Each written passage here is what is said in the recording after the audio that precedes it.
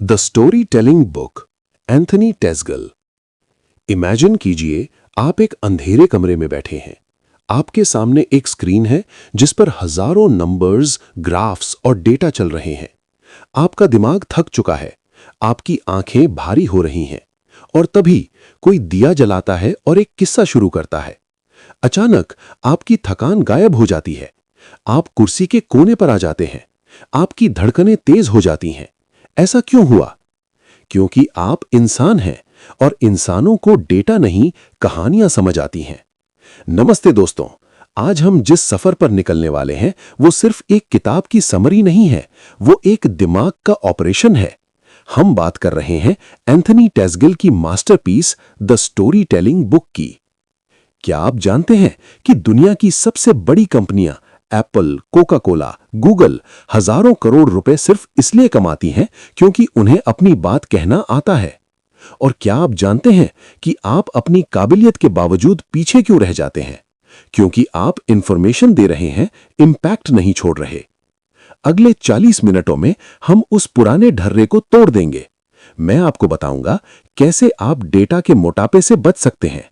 वो कौन सा सीक्रेट फॉर्मूला है जिससे कोई भी आपकी बात को नकार नहीं पाएगा, और कैसे आप अपने साधारण से करियर या बिजनेस को एक सुपरहिट ब्रांड की कहानी में बदल सकते हैं। अगर आप एक स्टूडेंट हैं, एक बिजनेसमैन हैं, या बस एक ऐसे इंसान जो अपनी बात का लोहा मनवाना चाहता है, तो अपनी सीट बेल्ट बांध लीजिए, क्योंकि इस ऑडियो बुक के खत्म होने तक आप वो इंसान नहीं रहेंगे जो आप अभी हैं। आप एक मास्टर स्टोरी टेलर बन चुके होंगे। चलिए शुरू करते हैं chapter 1, the death of data and the birth of drama. Chapter 1, the death of data and the birth of drama. Data की मौत और ड्रामे का जन्म। तो चलिए सबसे पहले एक कड़वे सच से शुरुआत करते हैं। हम एक ऐसी बीमारी से जूझ रहे हैं जिसका कोई इलाज डॉक्टर के पास नहीं है। एंथनी टेस्गल इसे कहते हैं इन्फोबेसिटी। जैसे जंक फूड खाने से शरीर में मोटापा आता है, वैसे ही बेमतलब के डेटा और जानकारी को दिमाग में भरने से दिमाग का मोटापा हो जाता है। आज की कॉरपोरेट दुनिया, मीटिंग्स और क्लासरूम्स का हाल देखिए। हर कोई स्लाइड्स भर भर के चार्ट्स और नंबर्स ला रहा है। हमें लगता है कि जितना ज्यादा डेटा हम देंगे, हम उतने ही स्मार्ट लगेंगे। लेकिन सच क्या है? सच ये है कि सामने वाला सो रहा है। लेखक कहते हैं, data identifies but story satisfies. इसे एक उदाहरण से समझते हैं।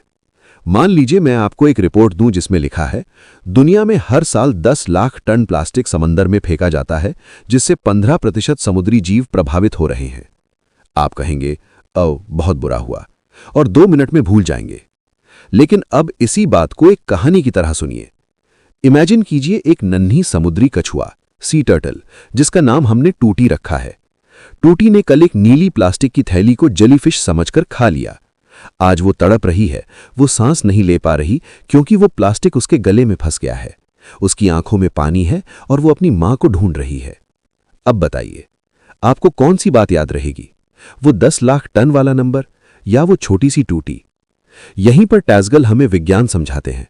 हमारे दिमाग के 2 हिस्से हैं। System 2, the accountant.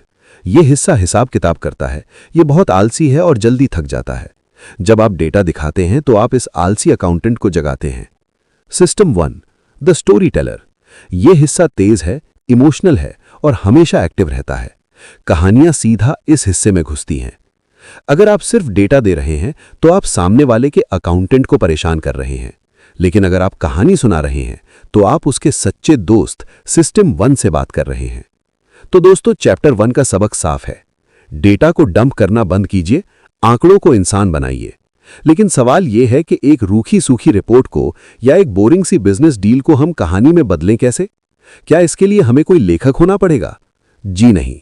अगले चैप्टर में मैं आपको बताऊंगा वो 3 गोल्डन रूल्स, द 3 एसेस, जिन्हें सीखने के बाद आप कचरे को भी कहानी बनाकर बेच पाएंगे। क्या आप तैयार हैं अपनी बोरिंग बातों को मैजिक में बदलने के लिए? चलिए चलते हैं chapter 2, the secret formula of 3 A's. Chapter 2, the secret formula of 3 A's. कहानी का जादू, 3S का गुप्त फॉर्मूला। चैप्टर 1 में हमने समझा कि डेटा क्यों फेल हो जाता है। अब सवाल है कि सक्सेसफुल होने के लिए क्या करें। एंथनी टेस्गल कहते हैं कि हर महान कहानी, चाहे वो हैरी पॉटर हो या एप्पल का कोई विज्ञापन, वो सिर्फ 3 खम्भों पर खड़ी होती है। इसे हम कहते हैं द 3 S's: सिंप्लिसिटी, सरप्राइज और स्ट्रक्चर। अगर आपने इन तीनों को समझ लिया तो आप किसी बोरिंग से सेल्स प्रेजेंटेशन को भी फिल्म की स्क्रिप्ट जैसा रोमांचक बना सकते हैं। पहला S, सिंप्लिसिटी, सादगी। पहला नियम, चीजों को आसान बनाइए। एंथनी टैसगल एक बड़ी बात कहते हैं, complexity is the enemy of connection. जटिलता जुड़ाव की दुश्मन है। अक्सर हमें लगता है कि भारी भरकम शब्दों और टेक्निकल टर्म्स का इस्तेमाल करने से हम बुद्धिमान दिखेंगे, लेकिन असल में आप सामने वाले को कंफ्यूज कर रहे हैं। एक मास्टर स्टोरी टेलर अपनी बात को इतना सरल रखता है कि एक 10 साल का बच्चा भी उसे समझ सके। याद रखिए, अगर आप अपनी बात को सरलता से नहीं समझा सकते तो इसका मतलब है कि आप खुद उसे ठीक से नहीं समझते। दूसरा S, सरप्राइज, हैरानी का तत्व। दूसरा S है सरप्राइज। हमारा दिमाग पैटर्न ढूंढने की मशीन है। जब हम कोई ऐसी चीज देखते हैं जो हर रोज जैसी है तो हमारा दिमाग स्लीप मोड में चला जाता है, लेकिन जैसे ही कुछ अलग होता है दिमाग तुरंत जाग जाता है। कहानी में एक ऐसा मोड़ लाइए जिसकी किसी ने उम्मीद न की हो। टैसगल कहते हैं कि अगर आपकी प्रेजेंटेशन के पहले 2 मिनट में कोई चौंकाने वाली बात नहीं है तो आपने अपनी ऑडियंस खो दी है। कुछ ऐसा कहिए जो उनके बने बनाए विश्वास को हिला दे। जब आप लोगों को चौंकाते हैं तो आप उनका ध्यान उधार नहीं लेते बल्कि जीत लेते हैं। तीसरा S, स्ट्रक्चर, ढांचा। और आखिरी S है स्ट्रक्चर। बिना ढांचे के कहानी वैसी ही है जैसे बिना हड्डियों के शरीर। टैसगल यहां एक पुरानी लेकिन पावरफुल तकनीक की बात करते हैं, द नैरेटिव आर्क। हर कहानी के 3 हिस्से होने चाहिए। द सेटअप, समस्या क्या है, जैसे हमारा बिजनेस डूब रहा है। द स्ट्रगल, हम इसे ठीक करने के लिए क्या कर रहे हैं और क्या रुकावटें आ रही हैं। द रेजोल्यूशन, अंत में जीत कैसे हुई। लोग अंत के लिए रुकते हैं। अगर आपका स्ट्रक्चर सही है तो लोग आपकी बात के अंत तक आपके साथ बंधे रहेंगे। तो दोस्तों, अपनी अगली बातचीत में इन 3 S का इस्तेमाल करके देखिए। सादगी से शुरू करें, एक सरप्राइज दें और एक सही ढांचे में अपनी बात को खत्म करें। लेकिन रुकिए, क्या सिर्फ ये 3 S काफी हैं? एंथनी टैसगल कहते हैं नहीं, एक और चीज है जो आपकी कहानी में जान फूंक देती है, वो है द हीरोज जर्नी। आपकी कहानी का हीरो कौन है? आप, आपका प्रोडक्ट या आपकी ऑडियंस? 90% लोग यहां गलती करते हैं और अपनी कहानी को बर्बाद कर देते हैं। अगले चैप्टर में हम जानेंगे कि कैसे आप अपनी ऑडियंस को उनकी अपनी कहानी का हीरो बना सकते हैं। चलिए चलते हैं chapter 3, the heroes journey and archetypes. Audio book की लंबाई बढ़ाने के लिए टिप। इस चैप्टर में आप एप्पल के 1984 कमर्शियल या स्टीव जॉब्स की किसी प्रेजेंटेशन का उदाहरण डाल सकते हैं कि कैसे उन्होंने सरप्राइज और सादगी का इस्तेमाल किया। इससे कंटेंट और गहरा हो जाएगा। चैप्टर 3, असली हीरो कौन है? अपनी ईगो को पीछे छोड़ने की कला। क्या आपने कभी स्टार वॉर्स देखी है, या हैरी पॉटर, या फिर हमारे अपने दादा दादी से सुनी हुई वो राजा रानी की कहानियां? इन सब में एक चीज कॉमन है, एक हीरो का सफर, द हीरोज जर्नी। एंथनी टैसगल इस चैप्टर में एक ऐसा सवाल पूछते हैं जो बड़े बड़े बिजनेस लीडर्स और मार्केटर्स को हिला देता है। वो पूछते हैं कि जब आप अपनी कंपनी, अपने काम या अपनी लाइफ के बारे में बात करते हैं तो आपकी कहानी का हीरो कौन होता है? ज्यादातर लोग जवाब देते हैं, मैं हूं या मेरा प्रोडक्ट हीरो है। और टैसगल कहते हैं, यहीं आप फेल हो जाते हैं। द बिगेस्ट मिस्टेक, सबसे बड़ी गलती। जब आप अपनी प्रेजेंटेशन में सिर्फ अपनी उपलब्धियां गिनाते हैं, मैंने ये किया, हमारी कंपनी ने इतना मुनाफा कमाया, तो आप खुद को हीरो बना रहे होते हैं। लेकिन सुनने वाला ऑडियंस अपनी लाइफ की कहानी का हीरो खुद है। जब 2 हीरो टकराते हैं तो कनेक्शन टूट जाता है। याद रखिए, your audience is the hero, you are just the guide. जैसे स्टार वॉर्स में ल्यूक स्काईवॉकर हीरो है लेकिन उसे रास्ता दिखाने वाला योडा है। हैरी पॉटर हीरो है लेकिन उसे गाइड करने वाले डंबलडोर है। आपको डंबलडोर बनना है, हैरी पॉटर नहीं। द हीरोज जर्नी का फॉर्मूला। टैसगल हमें सिखाते हैं कि किसी को भी अपनी बात से जोड़ने के लिए उसे एक सफर पर ले जाइए। The call to adventure. अपने सुनने वाले को दिखाएं कि उनकी लाइफ में क्या कमी है या क्या चुनौती है। The mentor. अब आप एंट्री लीजिए। आप उन्हें कोई जादुई तलवार नहीं बेच रहे, आप उन्हें रास्ता दिखा रहे हैं। The transformation. आपकी सलाह मानकर उनका जीवन कैसे बदल गया। जब आप इस तरह बात करते हैं तो सामने वाला आपकी बात नहीं सुन रहा होता, वो अपनी जीत का सपना देख रहा होता है। आर्किटाइप्स, कहानियों के पुराने सांचे। इस चैप्टर में लेखक आर्केटाइप्स की भी बात करते हैं। दुनिया में करोड़ों कहानियां हैं, लेकिन उनके ढांचे सिर्फ 7 तरह के होते हैं। जैसे विजेता की कहानी, ओवरकमिंग द मॉन्स्टर, या गरीब से अमीर होने की कहानी, रैग्स टू रिचेस।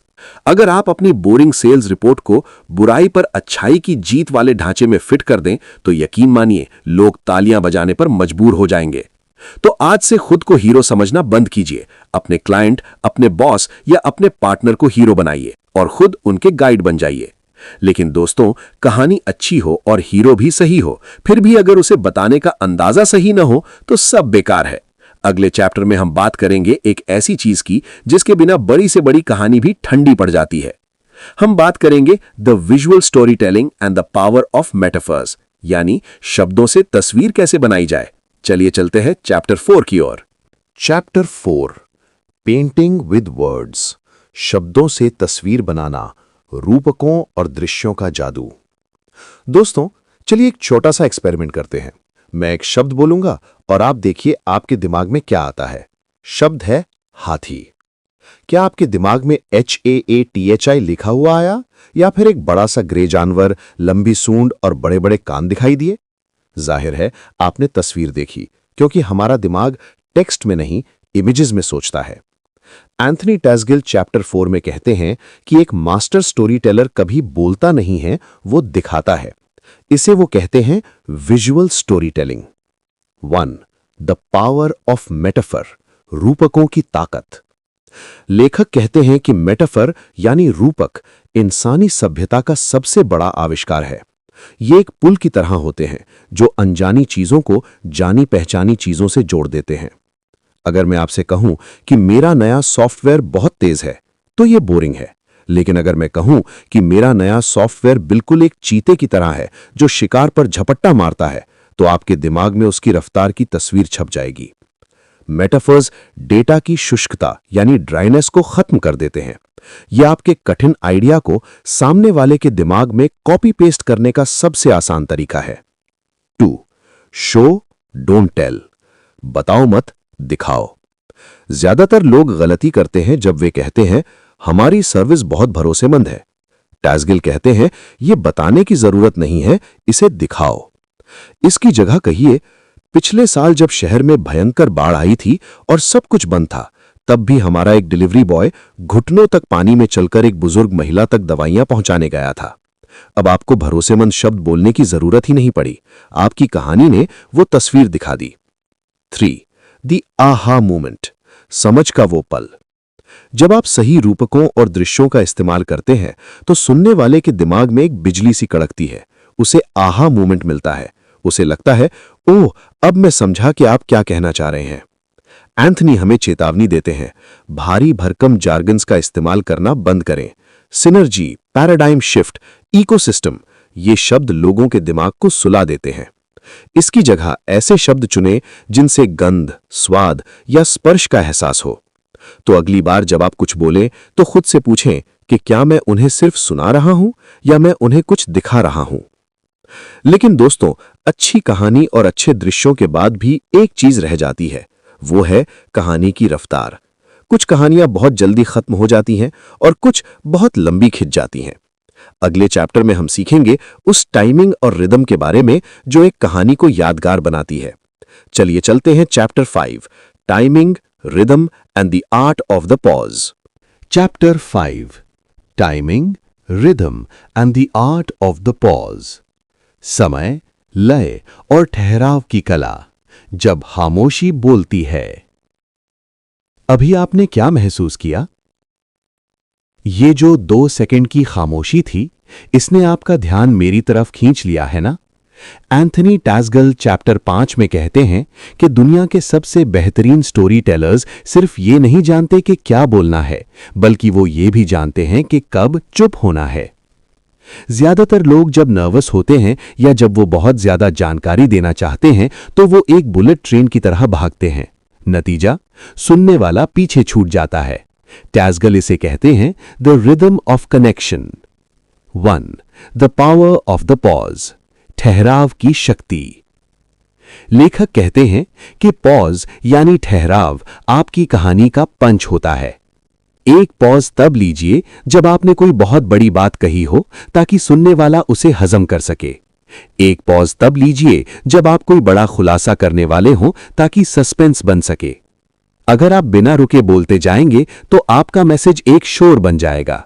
खामोशी वो जगह है जहां आपकी कहानी सुनने वाले के दिल में उतरती है। 2. रिदम, अपनी रफ्तार को बदलिए। कहानी की एक लय होनी चाहिए। अगर आप एक ही टोन में और एक ही रफ्तार से बोलेंगे तो आप एक रोबोट की तरह लगेंगे। जब कहानी में रोमांच हो तो अपनी रफ्तार थोड़ी बढ़ाइए, अपनी आवाज में उत्साह लाइए। जब कहानी में कोई भावुक पल हो या कोई गहरी सीख हो तो अपनी रफ्तार को एकदम धीमा कर दीजिए, जैसे आप कोई राज की बात बता रहे हों। टैसगल कहते हैं कि इंसान का दिल एक धड़कन पर चलता है और आपकी कहानी को भी उसी धड़कन से मैच करना चाहिए। 3. The rule of 3. लय बनाने का एक और जादुई तरीका टैसगल ने बताया है, द रूल ऑफ 3। हमारा दिमाग चीजों को 3 के ग्रुप में याद रखना पसंद करता है। Life, liberty and the pursuit of happiness. Veni, vidi, vici. आया, देखा, जीत लिया। सादगी, हैरानी और ढांचा, हमारे 3 एस। जब आप अपनी बातों को 3 के समूह में रखते हैं तो वो सुनने में एक गाने की तरह लगती हैं और दिमाग उन्हें आसानी से रजिस्टर कर लेता है। तो याद रखिए, अगली बार जब आप स्टेज पर हो या किसी मीटिंग में तो डरिए मत, थोड़ा रुकिए, सांस लीजिए, अपनी ऑडियंस को अपनी बात को महसूस करने का समय दीजिए। लेकिन दोस्तों, रफ्तार और लय तो ठीक है, पर क्या आपकी कहानी सच्ची है? क्या लोग आप पर भरोसा करेंगे? आज के दौर में जहां हर तरफ फेक न्यूज और झूठे वादे हैं, वहां आपकी कहानी में सच्चाई का होना क्यों जरूरी है? अगले चैप्टर में हम बात करेंगे authenticity and the vulnerability paradox. क्यों आपकी कमजोरियां ही आपकी सबसे बड़ी ताकत बन सकती हैं? चलिए चलते हैं चैप्टर 6 की ओर। Chapter 6, authenticity and the vulnerability paradox. सच्चाई और कमजोरी का विरोधाभास, असली होने की ताकत। क्या आपने कभी किसी ऐसे इंसान से बात की है जो परफेक्ट होने का दिखावा करता है, जिसकी लाइफ में कोई गलती नहीं, कोई फेलियर नहीं? सच बताइए, क्या आप उस पर भरोसा कर पाते हैं? शायद नहीं। एंथनी टेसल चैप्टर 6 में एक बहुत ही चौंकाने वाली बात कहते हैं। वो कहते हैं, परफेक्शन इज बोरिंग। पूर्णता उबाऊ है।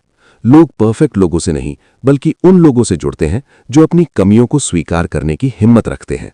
इसे टैसल कहते हैं द वल्नरेबिलिटी पैराडॉक्स, यानी जब आप अपनी कमजोरी दिखाते हैं तो लोग उसे कमजोरी नहीं बल्कि आपकी ताकत और सच्चाई मानते हैं।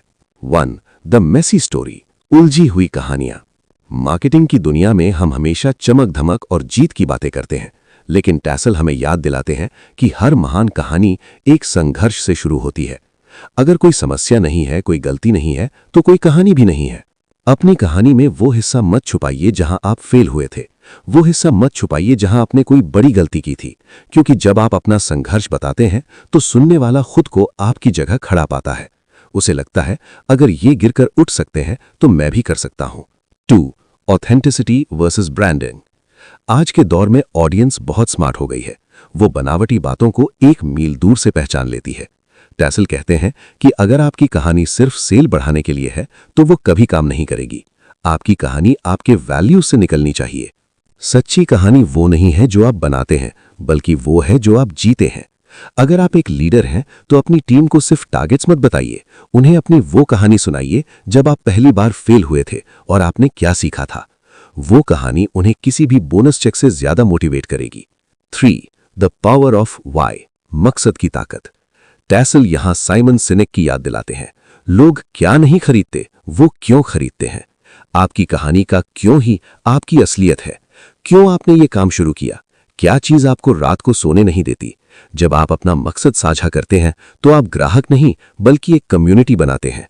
तो दोस्तों, मास्क उतारिए, अपनी गलतियों को अपनी कहानी का हिस्सा बनाइए। याद रखिए, दरारें ही वो जगह होती हैं जहां से रोशनी अंदर आती है। अब हमारे पास कहानी भी है, हीरो भी है और सच्चाई भी। लेकिन एक चीज अब भी बाकी है, डेटा का क्या करें? एंथनी टैसल डेटा के खिलाफ नहीं है, वो बस चाहते हैं कि डेटा को परोसा सही तरीके से जाए। अगले चैप्टर में हम सीखेंगे data story telling, how to make numbers dance, यानी आंकड़ों को दिलचस्प कैसे बनाएं। चलिए चलते हैं चैप्टर 7 की ओर। चैप्टर 7 मेकिंग नंबर्स डांस, आंकड़ों को नचाना, डेटा स्टोरी टेलिंग की कला। अभी तक हमने बात की भावनाओं की, हीरो की और सच्चाई की, लेकिन मुझे पता है आप में से बहुत से लोग सोच रहे होंगे, बॉस ये सब तो ठीक है, लेकिन मेरी कल की मीटिंग में मुझे सेल्स के आंकड़े दिखाने हैं, वहां मैं कहानी कैसे सुनाऊं? मेरा क्लाइंट तो सिर्फ प्रॉफिट के नंबर्स देखना चाहता है। दोस्तों, एंथनी टैसगेल चैप्टर 7 में इसी मुश्किल का हल देते हैं। वो कहते हैं कि डेटा अपने आप में कुछ नहीं है, वो सिर्फ एक कच्चा माल है, रॉ मटेरियल। डेटा को एडमिन में बदलना वैसा ही है जैसे आटे को केक में बदलना। Number 1, data is a character not the plot.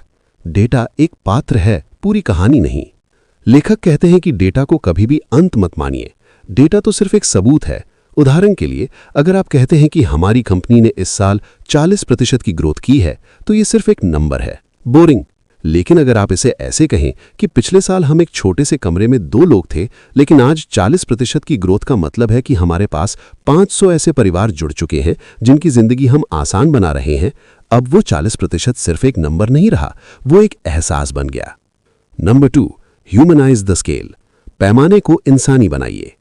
जब हम बहुत बड़े नंबर्स की बात करते हैं तो हमारा दिमाग उन्हें समझ नहीं पाता। अगर मैं कहूं कि ये प्रोजेक्ट $1 बिलियन का है, तो ये सुनने में बड़ा लगता है पर महसूस नहीं होता। टैसगेल कहते हैं कि कॉन्टेक्स्ट इज किंग। $1 बिलियन को ऐसे समझाइए कि इतने पैसे कि अगर आप हर दिन 1 लाख रुपए खर्च करें तो भी आपको इसे खत्म करने में 27 साल लगेंगे। अब सुनने वाले के दिमाग में एक तस्वीर बनी, उसने उस नंबर को महसूस किया। Number 3, find the conflict in data. Data में संघर्ष ढूंढिए। हर डेटा के पीछे एक कहानी छिपी होती है। अगर सेल्स नीचे गिर रही है तो वो दुखद कहानी है, अगर सेल्स ऊपर जा रही है तो वो जीत की कहानी है, अगर ग्राफ सीधा है तो वो स्थिरता या शायद आलस की कहानी है। नंबर्स दिखाने से पहले ये बताइए कि ये नंबर्स वहां पहुंचे कैसे, कौन सी रुकावटें आईं। डेटा को अपनी कहानी का सबूत बनाइए, विषय नहीं। Number 4, the so what test, तो क्या हुआ टेस्ट। एंथनी टैसगेल एक सुनहरी सलाह देते हैं। अपनी स्लाइड पर कोई भी नंबर डालने से पहले खुद से पूछिए, सो व्हाट, तो क्या हुआ। अगर उस नंबर का ऑडियंस की लाइफ पर कोई सीधा असर नहीं है तो उसे हटा दीजिए, सिर्फ वही डेटा दिखाएं जो कहानी को आगे बढ़ाता हो। तो अगली बार जब आप एक्सेल शीट खोलें तो सिर्फ नंबर्स मत भरिए, खुद से पूछिए, ये नंबर क्या कहना चाह रहा है, ये चिल्ला रहा है या मुस्कुरा रहा है। दोस्तों, अब हमने कहानी बनाना और उसे डेटा के साथ पेश करना सीख लिया है, लेकिन क्या होगा अगर आप ये सब कुछ डिजिटल दुनिया में कर रहे हो, जहां लोगों का अटेंशन स्पैन एक गोल्ड फिश से भी कम हो, जहां लोग 5 सेकंड में वीडियो स्वाइप कर देते हो। अगले चैप्टर में हम सीखेंगे story telling in the digital age, कम समय में बड़ा इंपैक्ट कैसे डालें। चलिए चलते हैं चैप्टर 8 की ओर। Chapter 8, story telling in the digital age, digital युग में कहानी, गोल्ड फिश के दौर में अपनी जगह बनाना। क्या आपको पता है, आज के दौर में एक औसत इंसान का अटेंशन स्पैन एक गोल्ड फिश से भी कम हो गया है। गोल्ड फिश 9 सेकंड तक ध्यान लगा सकती है, लेकिन हम 8 सेकंड में ही फोन पर स्वाइप कर देते हैं। एंथनी टैसगेल चैप्टर 8 में एक बहुत बड़ा सवाल पूछते हैं कि जब दुनिया शोर से भरी हो तो आपकी आवाज लोगों तक कैसे पहुंचेगी। यहां पुराने तरीके काम नहीं आएंगे, यहां आपको माइक्रो स्टोरी टेलिंग का सहारा लेना होगा। Number 1, the 5 second rule, 5 second का नियम। डिजिटल दुनिया में आपकी कहानी की शुरुआत वंस अपॉन अ टाइम से नहीं हो सकती। टैसगेल कहते हैं कि आपको अपनी कहानी के सबसे रोमांचक हिस्से से शुरुआत करनी होगी। अगर आपने पहले 5 सेकंड में हुक नहीं डाला तो आपकी कहानी डिजिटल कब्रिस्तान में दफन हो जाएगी। अब कहानी धीरे धीरे नहीं बढ़ती, अब कहानी धमाके के साथ शुरू होती है। नंबर 2, कंटेंट वर्सेस कॉन्टेक्स्ट, सामग्री बनाम संदर्भ। लेखक कहते हैं कि डिजिटल दौर में कॉन्टेक्स्ट ही सब कुछ है। आप अपनी कहानी कहां सुना रहे हैं। लिंक्डइन पर आपकी कहानी प्रोफेशनल और इंस्पिरेशनल होनी चाहिए।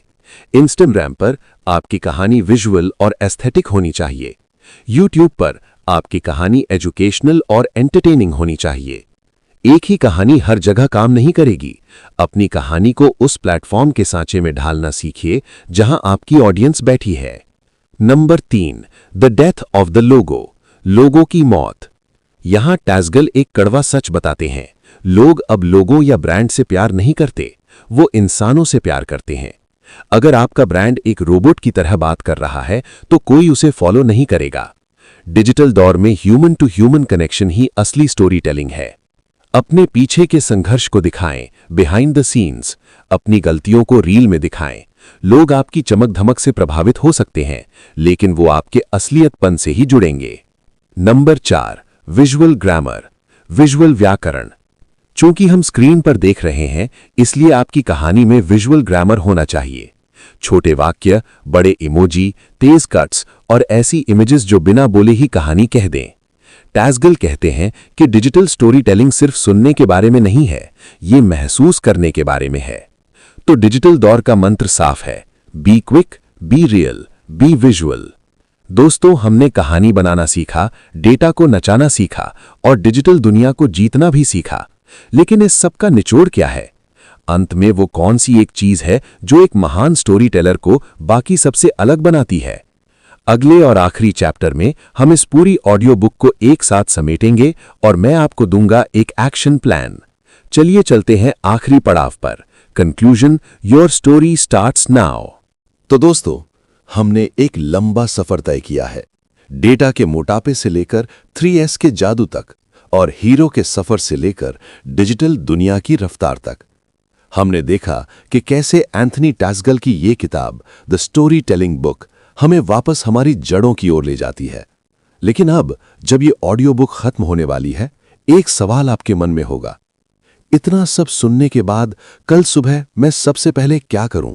लेखक कहते हैं कि स्टोरी टेलिंग कोई स्किल नहीं है जिसे आप ऑफिस में इस्तेमाल करके घर आ जाएं। स्टोरी टेलिंग जीने का एक तरीका है, ये दुनिया को देखने का एक नजरिया है।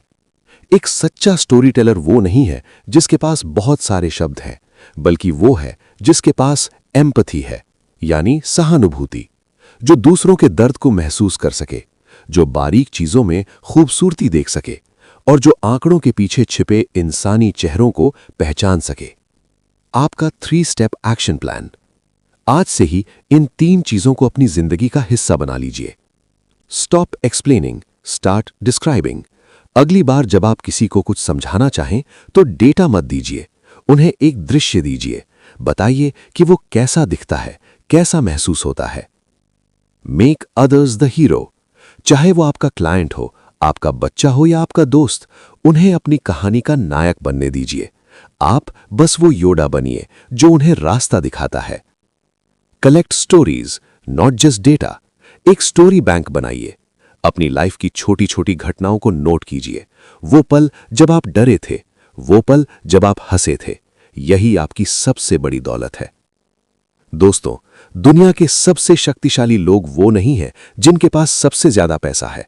सबसे शक्तिशाली वो है जिनके पास सबसे अच्छी कहानी है। पैसा आता जाता रहेगा, तकनीक बदलती रहेगी, लेकिन एक अच्छी कहानी अमर होती है। आपकी भी एक कहानी है, उसे दबने मत दीजिए, उसे आंकड़ों के बोझ तले मरने मत दीजिए। उठिए और दुनिया को बताइए कि आप कौन हैं, आप यहां क्यों हैं और आप क्या बदलाव लाना चाहते हैं। एंथनी टैस्गल की द स्टोरी टेलिंग बुक की ये जर्नी यहीं समाप्त होती है, लेकिन आपकी कहानी तो अभी शुरू हुई है। मैं हूं आपका होस्ट और दोस्त और मुझे उम्मीद है कि ये वीडियो आपकी जिंदगी के सबसे यादगार वीडियो साबित होंगे। अब जाइए और अपनी कहानी से इस दुनिया को बदल दीजिए। दोस्तों, एंथनी टैस्गल की इस जादुई किताब द स्टोरी टेलिंग बुक का सफर यहां मुकम्मल होता है। पिछले 2 घंटों से आप मेरे साथ इस गहराई में उतरे, इसके लिए मैं आपका तहे दिल से शुक्रिया अदा करता हूं। अक्सर हम लाइफ की भागदौड़ में ये भूल जाते हैं कि हम सिर्फ मशीनों का हिस्सा नहीं हैं, हम भावनाओं से बने इंसान हैं। और राइज ऑडियो हिंदी का मकसद ही यही है, किताबों के उस गहरे समंदर से अनमोल मोती निकाल कर लाना, जो आपकी पर्सनल और प्रोफेशनल लाइफ को एक नई ऊंचाई, एक नया राइज दे सके। अगर आज की इस कहानी ने आपके सोचने के नजरिए को थोड़ा भी बदला है, तो इस ऑडियो बुक को अपने उन दोस्तों के साथ जरूर शेयर करें जिन्हें अपनी बात कहने का सही तरीका अभी सीखना बाकी है, क्योंकि ज्ञान बांटने से ही समाज में बदलाव आता है। अगर आप भविष्य में भी ऐसी ही लाइफ चेंजिंग ऑडियो बुक्स और समरी सुनना चाहते हैं, तो राइज ऑडियो हिंदी को अभी सब्सक्राइब करें और उस बेल आइकन को दबा दें ताकि अगली कहानी आपसे मिस ना हो। याद रखिए, आपकी कहानी की ताकत सिर्फ आपके शब्दों में नहीं, आपके इरादों में है। उठिए, अपनी कहानी लिखिए और दुनिया को दिखा दीजिए। मैं हूं आपका होस्ट और दोस्त। आप सुन रहे थे राइज ऑडियो हिंदी। सीखते रहिए, बढ़ते रहिए और हमेशा राइज करते रहिए।